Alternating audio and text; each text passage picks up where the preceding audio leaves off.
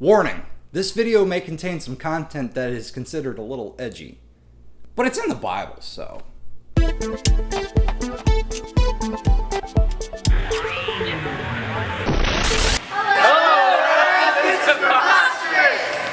Hello world, I'm David Dorn, and this is Preposterous, which is not your typical Bible study. And those were a group of teenagers that I got a chance to hang out with all last week, and they were awesome.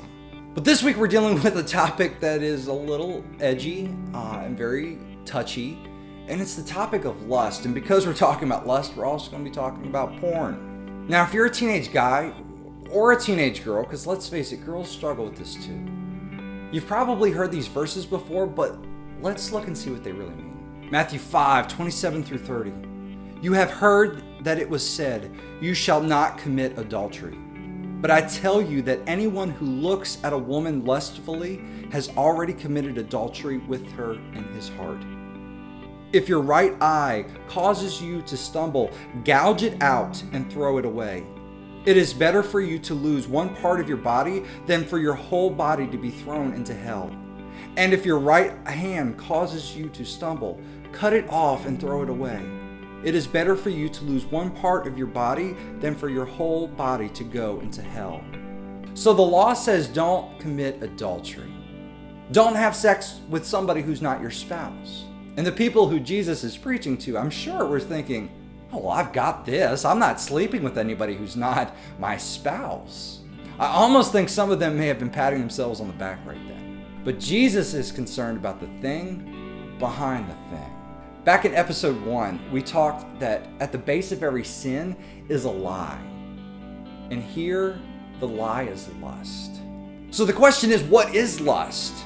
I read one definition, and I'd like to share it with you. And it says, lust is not a passing glance, but a willful, calculated stare that arouses sexual desire.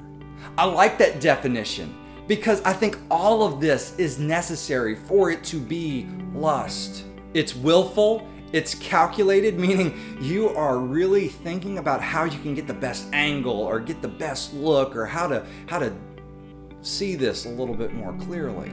I once was in the mall sitting in the food court and I saw this guy and he was watching this woman as she walked by. And as she walked by, he craned his neck to watch her from behind. And as he did that, he knocked his drink over onto the floor. It went everywhere, and the woman turned around and she just laughed at him. It was pretty funny.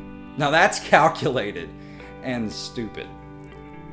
But lust is willful, it's calculated, and its purpose is to arouse sexual feelings. What I find interesting is that this list basically describes what porn is, but more on that in a second. As a teenager, I read a book for teens to help me deal with my lust. And let's face it, everybody deals with lust at some point because we're sexual beings. God created us that way, and He created us that way for a reason. But like anything, you can always take something good, pull it out of its context, and then it becomes not so good anymore. Now back to that book that I read. I terribly disagree with it.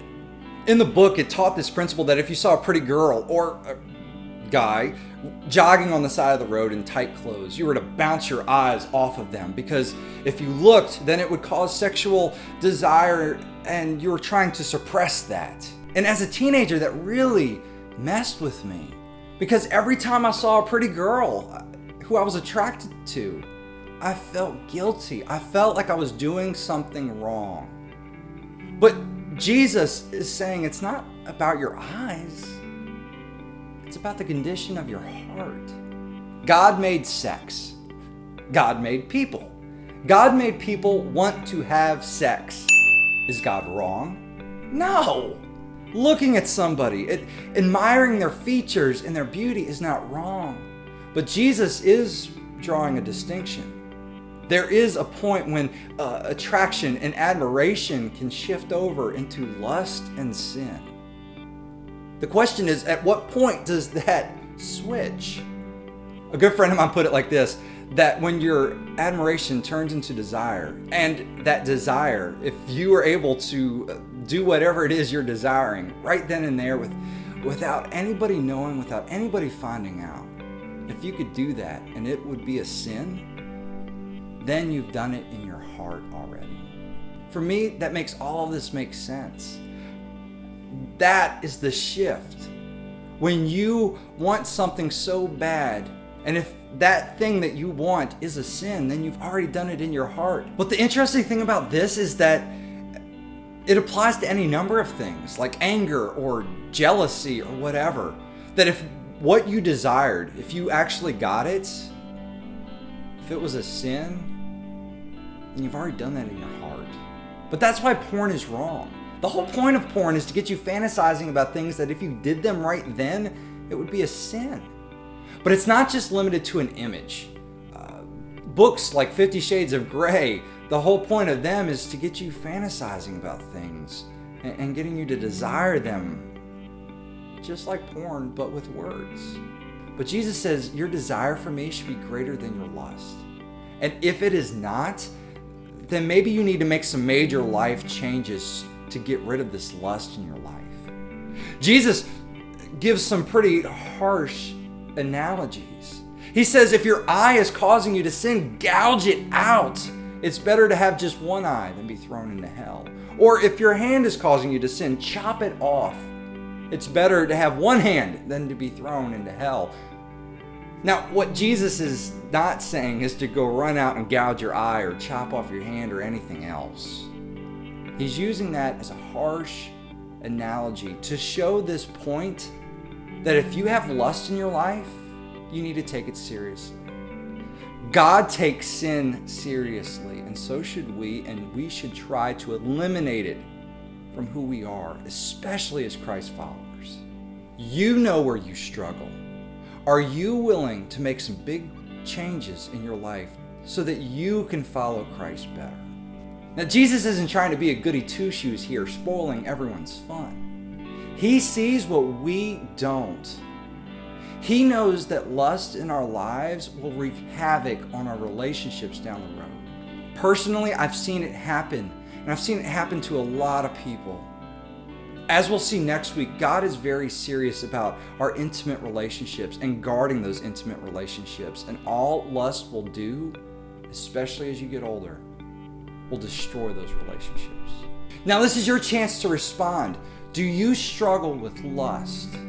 If so, your challenge this week is to go out and have a conversation with someone, whether it's a mentor or a parent or a youth pastor or someone. Go up to them and say, I need to talk to you. I'm really struggling and I need help. It's amazing how much freedom comes from just saying what you're struggling with. How much that guilt peels off and how many lies that cuts through. Lust is a hard lie to tackle. You need someone's help, and you certainly cannot do it without Jesus. But if you're willing, leave a comment or a video response telling me your story with lust. I'd be interested to hear those. And make sure you subscribe to this channel here on YouTube, or follow us on Facebook, or tweet us your thoughts at I Am Preposterous. And if you're a youth pastor, make sure you go to the link down below and subscribe there so we can send you weekly updates. Check out these comments from last week's video. I hope you have a great day. God bless.